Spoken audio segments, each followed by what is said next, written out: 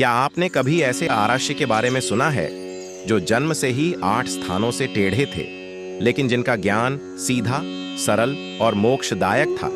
नाम था अष्टावक्र। हाँ, वही अष्टावक्र जिनके शरीर की बनावट समाज की नजरों में असामान्य थी, लेकिन जिनकी आत्मा ब्रह्म से भी एक थी। अष्टावक्र शब्द का अर्थ है 8 स्थानों से टेढ़ा।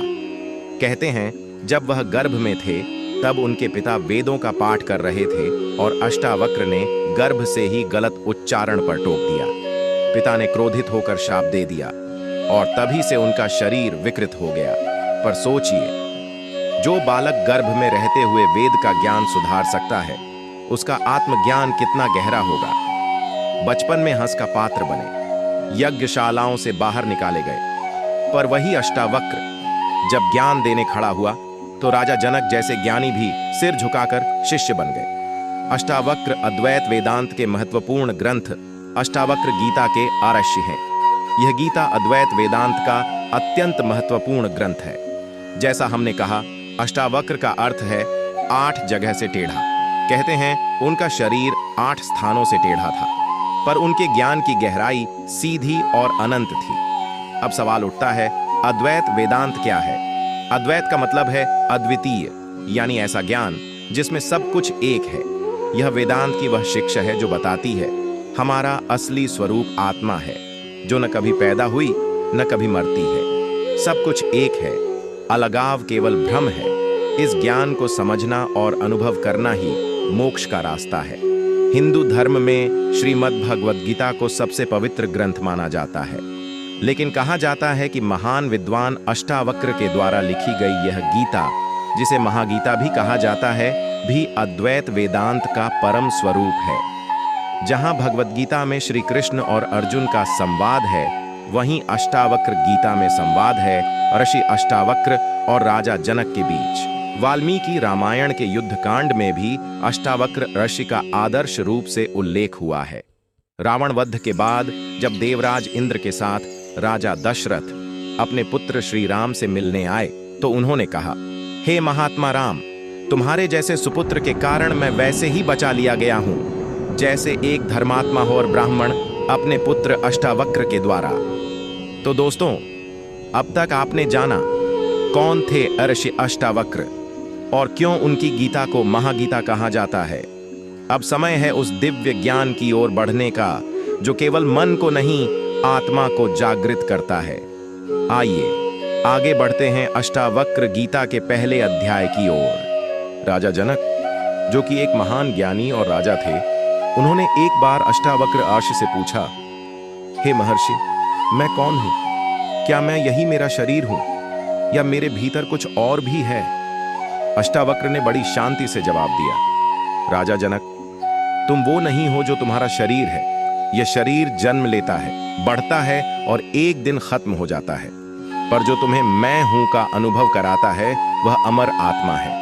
वह न कभी जन्मा न कभी मरेगा। राजा जनक ने फिर पूछा, लेकिन मेरे मन में हजारों विचार आते हैं, मेरी भावनाएं बदलती रहती हैं, क्या ये सब सच नहीं है? मैं अपने आप को कैसे पहचानूं? अष्टावक्र ने कहा, वो मन, वो भावनाएं अस्थाई हैं, वे आए और चले जाते हैं। असली तुम तो वह चेतना हो जो इन सबको देख रही है। जो मैं हूं कहती है वही असली आत्मा है। जनक ने पूछा, क्या मैं इस आत्मा की पहचान कर सकता हूं? क्या यह इतना आसान है? अष्टावक्र ने मुस्कुराते हुए कहा, यह ज्ञान कठिन नहीं पर गहरा है। जब तुम अपने मन के भ्रमों से ऊपर उठ जाओगे और अपनी अंतरात्मा की आवाज सुनोगे, तब यह ज्ञान अपने आप तुम्हारे भीतर जागेगा। राजा जनक ने महसूस किया कि यह ज्ञान उसकी सारी उलझनों को सुलझा सकता है। उसने सोचा कि असली सुख और शांति इसी ज्ञान में है।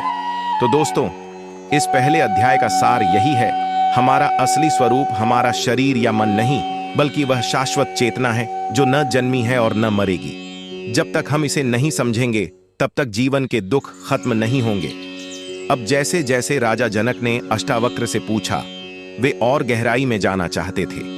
उन्होंने पूछा, अष्टावक्र, यह जो आत्मा है वह सब जगह कैसे मौजूद रहती है? क्या वह शरीर के अंदर ही है या कहीं और भी? अष्टावक्र ने बड़ी सहजता से कहा, राजा जनक, आत्मा न तो किसी जगह पर बंधी है, न किसी स्थान की है।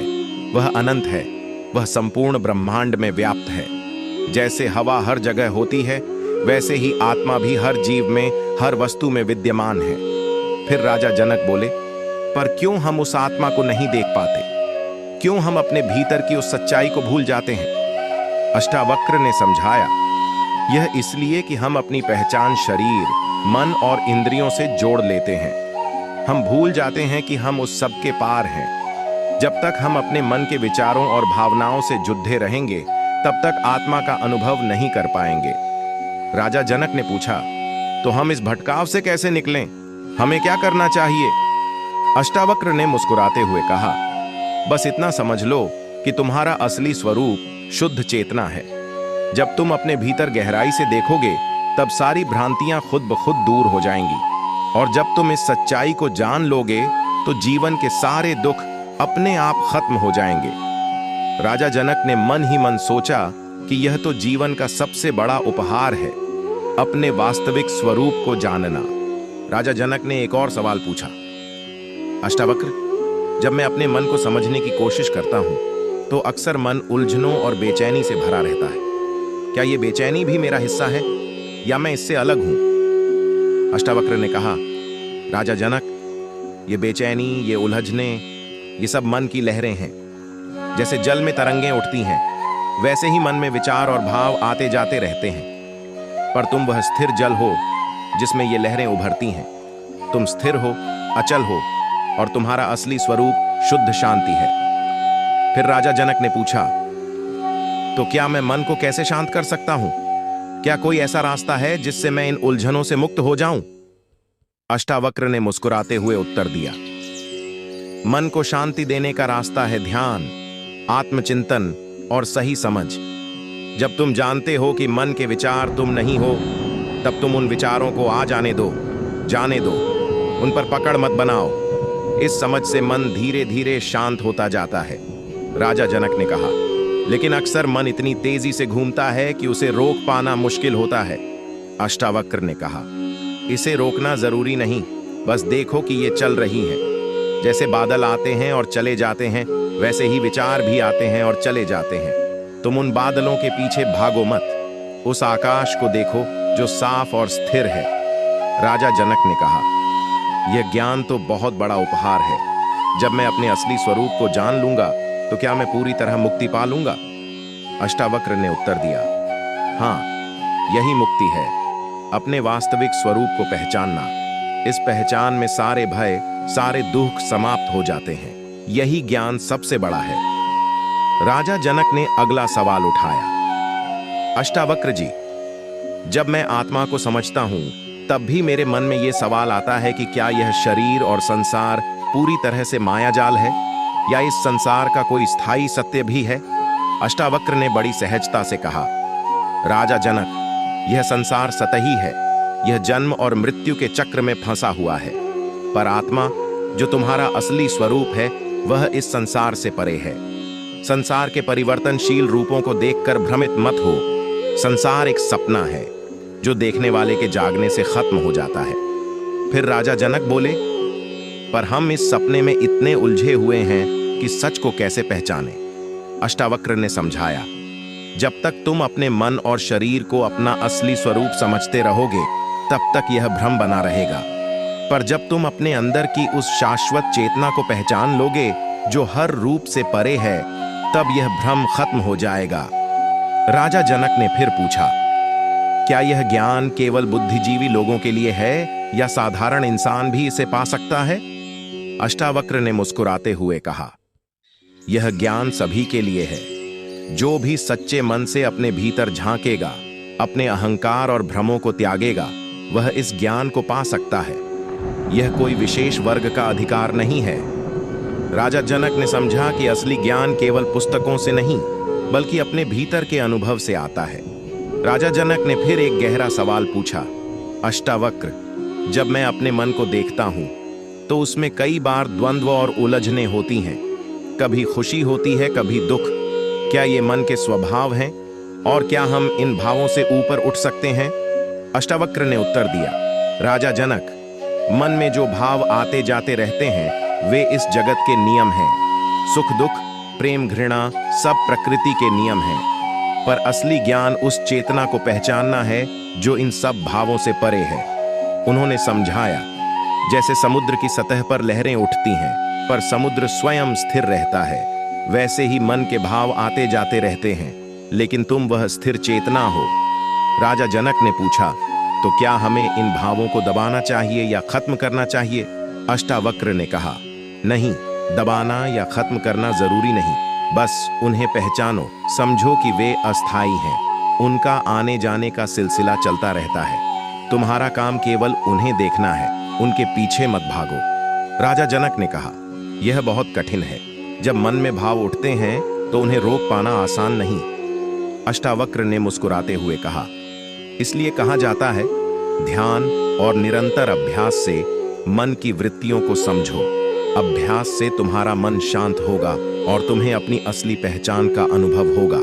राजा जनक ने समझा कि आत्मज्ञान के रास्ते पर सबसे बड़ा काम है अपने मन को निरीक्षक की तरह देखना, बिना उसमें उलझे। राजा जनक ने फिर पूछा, अष्टावक्र, यह आत्मा जिसे हम अपने भीतर महसूस करते हैं, क्या वह कभी खत्म होती है? क्या यह जन्म और मृत्यु के चक्र से बाहर निकल सकती है? अष्टावक्र ने बड़े ध्यान से समझाया, राजा जनक, आत्मा न कभी जन्म लेती है न मरती है। यह शाश्वत है, अनादि है और अजर अमर भी। शरीर जन्म लेता है और मर जाता है, लेकिन आत्मा का कोई जन्म या मृत्यु नहीं होती। उन्होंने कहा, जैसे हवा को न तो जन्म होता है न मृत्यु, वैसे ही आत्मा अजर है। यह न कोई सीमा जानती है न कोई उम्र। जब हम इसे समझ लेते हैं तब हम संसार के चक्र से मुक्त हो जाते हैं। राजा जनक ने उत्सुक होकर पूछा, तो इस मुक्ति को पाने का रास्ता क्या है? हम कैसे आत्मा की पहचान कर सकते हैं? अष्टावक्र ने सरल भाषा में कहा, जब तुम अपने शरीर, मन और भावनाओं से अपनी पहचान छोड़ दोगे और सिर्फ शुद्ध चेतना में अपने आप को देखोगे, तब मुक्ति तुम्हारे कदम चूमेगी। राजा जनक ने कहा, पर यह कैसे संभव है? हमारा मन तो हमेशा विचारों में उलझा रहता है। अष्टावक्र ने उत्तर दिया, मन के विचारों को जैसे बादलों को देखो, वे आते हैं, रहते हैं, फिर चले जाते हैं। तुम वह आकाश हो जो हमेशा साफ और स्थिर रहता है। राजा जनक ने पूछा, अष्टावक्र जी, जब हम अपने वास्तविक स्वरूप को जान लेते हैं तब हमारा जीवन कैसा होता है? क्या सारे दुख और भय स्वतः खत्म हो जाते हैं? मैंने कहा, हाँ राजा जनक, जब कोई व्यक्ति अपनी असली पहचान अमर आत्मा को समझ लेता है तो वह सारे दुख, भय और मोह माया से मुक्त हो जाता है। ऐसा व्यक्ति अपने भीतर अपार शांति अनुभव करता है। वह संसार के सुख दुख को बाहर से देखता है पर अंदर से उस पर निर्भर नहीं होता। जैसे चंचल नदी अपने किनारे से बहती रहती है पर नदी का पानी स्थिर रहता है। राजा जनक ने कहा, तो क्या इस स्थिरता का अनुभव हर कोई कर सकता है? मैंने जवाब दिया, बिल्कुल। इस अनुभव के लिए चाहिए बस सच्ची इच्छा, आत्मचिंतन और अभ्यास। जब मन की वृत्तियां शांत होती हैं और अहंकार कम हो जाता है, तब यह शांति अपने आप आती है। संसार में सुख दुख तो रहेंगे, पर अब उनका असर तुम्हारे अंदर नहीं होगा। तुम एक साक्षी बन जाओगे। राजा जनक ने पूछा, अष्टावक्र जी, इस संसार में तो बहुत से मोह माया और सांसारिक आकर्षण हैं। क्या इनसे बच पाना आसान है? हम कैसे इन फंदों से मुक्त हो सकते हैं? मैंने कहा, राजा जनक, मोह और माया हमारे मन की कमजोरी से जन्म लेते हैं। जब मन अज्ञानता में रहता है तब वे हमें बांध लेते हैं, पर जब हम अपने असली स्वरूप को पहचान लेते हैं तब ये बंधन टूट जाते हैं, क्योंकि असली आत्मा स्वतंत्र है, बिना किसी बंधन के। जैसे चिड़िया अपने पिंजरे से बाहर उड़ती है, वैसे ही आत्मा अपने मोह के पिंजरे से मुक्त हो जाती है। राजा जनक ने पूछा, तो क्या इसका मतलब यह है कि संसार के आकर्षणों से दूर रहना ही मुक्ति है? मैंने कहा, नहीं, जरूरी नहीं। संसार का उपयोग कर सकते हो, पर उसमें फंसे नहीं। जब तुम देखते हो कि ये सब अस्थाई हैं और तुम्हारा वास्तविक स्वरूप उनसे अलग है, तब तुम इनसे बंधते नहीं। यह ज्ञान तुम्हें अंदर की शांति देता है, जिससे तुम संसार में रहते हुए भी मुक्त रह सकते हो। राजा जनक ने पूछा, अष्टावक्र जी, जब हम अपने अंदर की शांति पा लेते हैं तो क्या इसका मतलब यह है कि हमें इस दुनिया की कोई चिंता नहीं करनी चाहिए? क्या हम बेपरवाह हो जाएं? मैंने कहा, राजा जनक, शांति पाने का मतलब बेपरवाह होना नहीं है, बल्कि इसका अर्थ है कि तुम अपने कार्यों को समझदारी और समर्पण के साथ करो, बिना किसी लालच या डर के। जब तुम अपने भीतर की चेतना को पहचान लेते हो तो तुम्हारा हर कर्म सहज, निस्वार्थ और संतुलित होता है। तुम संसार के रंगों में रंगे रह सकते हो, पर रंगों से प्रभावित नहीं होते। जैसे जल में तैरता हुआ पत्थर पानी को गंदा नहीं करता। राजा जनक ने कहा, तो यह संतुलन कैसे बनाए रखें? मैंने समझाया, अपने मन को निरीक्षक बनाओ। देखो कि तुम्हारे विचार और भाव क्या कह रहे हैं, पर उनके पीछे न चलो। कर्म करो, पर फल की चिंता मत करो। जब मन और कर्म में यह समझदारी आ जाएगी, तब तुम असली स्वतंत्रता का अनुभव करोगे। राजा जनक ने गंभीर होकर पूछा, अष्टावक्र जी, क्या आत्मा और शरीर अलग हैं? अगर हां, तो फिर दुख किसे होता है, आत्मा को या शरीर को? मैंने कहा, राजन, आत्मा और शरीर उतने ही अलग हैं जितना आकाश और बादल। बादल आकाश को ढक सकते हैं पर बदल नहीं सकते। उसी तरह शरीर तो एक साधन है, पर आत्मा अछूती है। न उसे दुख होता है न सुख। दुख और सुख आते हैं मन से, जो शरीर और इंद्रियों के साथ जुड़ा होता है। लेकिन आत्मा, वह तो साक्षी है, वह देख रही है पर प्रभावित नहीं होती। राजा जनक ने पूछा, तो क्या आत्मा को जान लेने से दुख हमेशा के लिए खत्म हो जाते हैं? मैंने कहा, हां राजन, आत्मा को जानने वाला साक्षी भाव में स्थित मनुष्य हर परिस्थिति में शांत रहता है।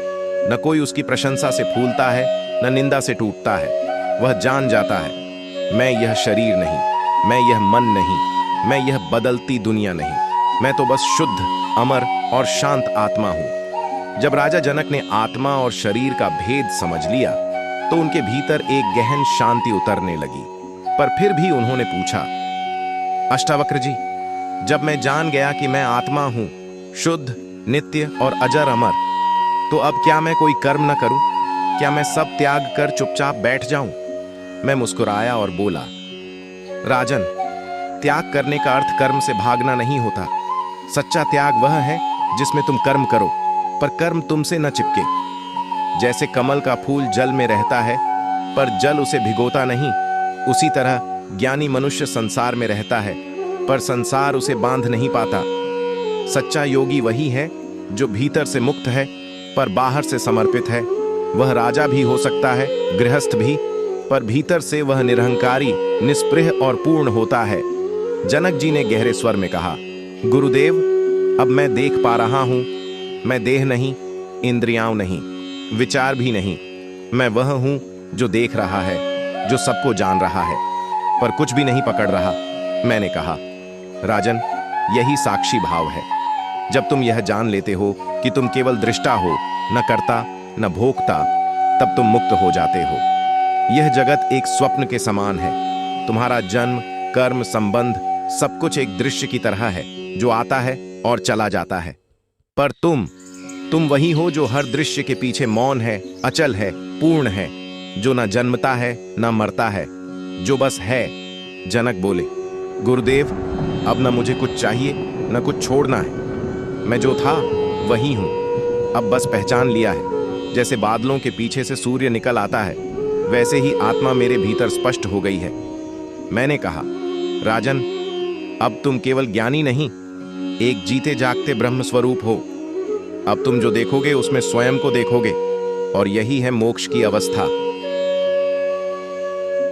अब जब राजा जनक आत्मा के स्वरूप को जान चुके थे, उनके भीतर एक अद्भुत मौन उतर आया था। मैंने देखा, उनका चेहरा शांत था, दृष्टि स्थिर थी और शब्दों में कोई आकुलता नहीं थी। तब उन्होंने धीमे स्वर में पूछा, गुरुदेव, जब आत्मा ही सत्य है तो फिर ये जगत क्या है? और जब सब ब्रह्म है तो मैं किससे राग करूं और किससे द्वेष?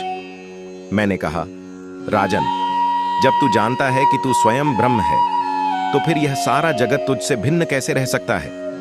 संसार ना तो तुझसे दूर है, ना ही तू इससे बंधा है। सब कुछ तुझ में है और तू सब में है। पर भ्रम तब होता है जब तू शरीर को स्वयं मान लेता है मन को अपना समझने लगता है और फिर दूसरों से अपेक्षाएं करने लगता है। राजन, जिस दिन तू यह देख पाएगा कि तेरा कोई शत्रु नहीं, कोई अपना नहीं, सिर्फ साक्षी भाव है, उसी दिन तू मुक्त हो जाएगा। जनक अब मौन थे। उनकी श्वासें स्थिर थीं, मानो भीतर ही भीतर महासागर में उतर चुके हों। मैंने कहा, शांत हो जा राजन, ना तू कुछ खो सकता है ना पा सकता है। तू वही है जो न बदलता है, जो काल से परे है। तो कथा कुछ इस प्रकार आगे बढ़ती है। राजा जनक अब और अधिक विनम्र हो चुके थे। उन्होंने हाथ जोड़कर अष्टावक्र जी से पूछा, भगवन, जब मैं देखता हूं कि देह तो कर्म करती है, मन विचार करता है, तो फिर आत्मा क्या करती है? क्या आत्मा भी करता है, या सब कुछ होते हुए भी वह निष्क्रिय है? अष्टावक्र जी मंद मुस्कान के साथ बोले, राजन, आत्मा न कुछ करती है न करवाती है, वह तो केवल देखती है। जैसे आकाश बादलों को आने जाने देता है पर स्वयं अचल रहता है, वैसे ही आत्मा सभी कर्मों की साक्षी होती है पर कभी भी उनमें लिप्त नहीं होती। करता वह है जो मैं कर रहा हूं का भाव रखता है, और इस मैं का भ्रम ही बंधन है। जो जान गया कि मैं कुछ नहीं करता, सभी कुछ प्रकृति करती है, वह न करता रहता है न भोगता, वह बस स्वतंत्र हो जाता है। राजा जनक ने पूछा, गुरुदेव, तो क्या एक ज्ञानी को कर्म नहीं करना चाहिए? अष्टावक्र जी ने उत्तर दिया, राजन, ज्ञानी कर्म करता है पर करता नहीं बनता। वह करता है जैसे हवा बहती है, जैसे सूर्य प्रकाश देता है, बिना अभिमान बिना अपेक्षा। ज्ञानी कर्म करता है पर कर्म उसे नहीं बांधता।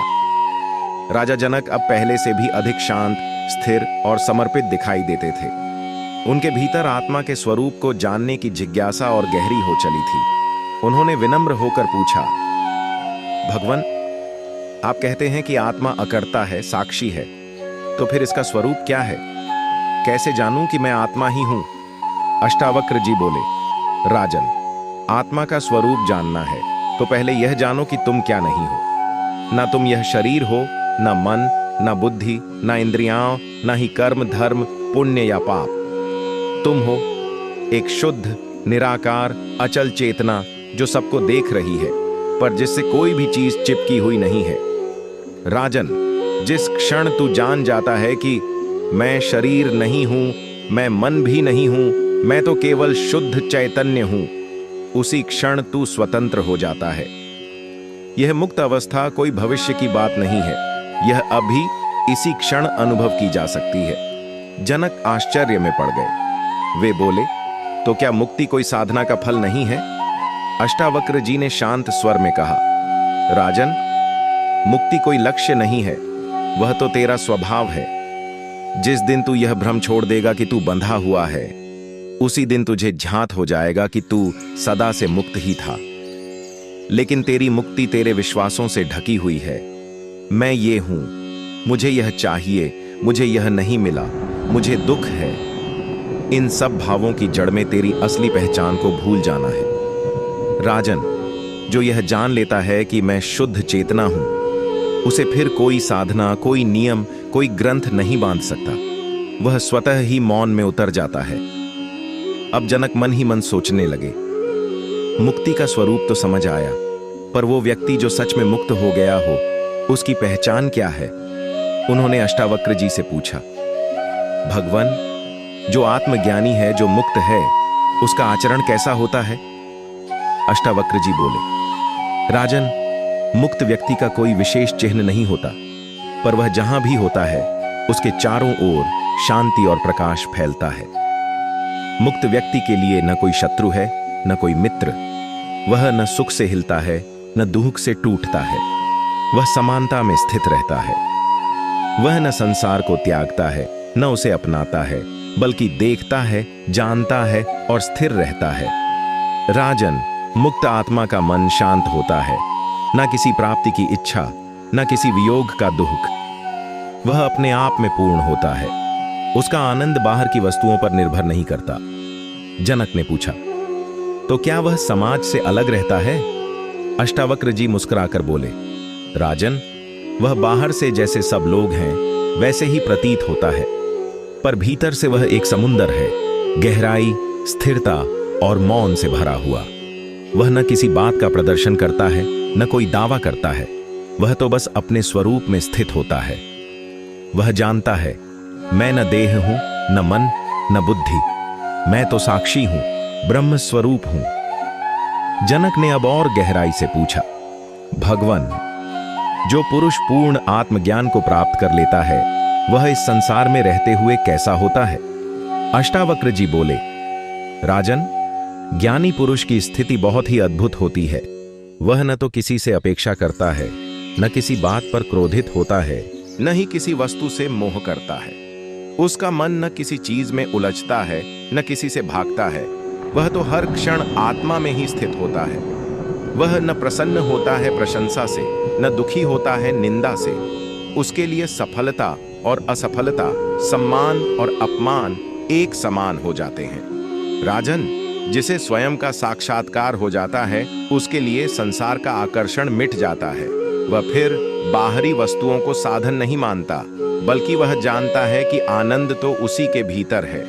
जनक ने फिर पूछा, भगवन, क्या ज्ञानी व्यक्ति संसार से अलग हो जाता है? अष्टावक्र मुस्कुराकर बोले, राजन, ज्ञानी बाहर से सबके जैसा होता है, पर भीतर से बिल्कुल भिन्न होता है। वह कार्य करता है पर करता नहीं। वह बोलता है पर चुप रहता है।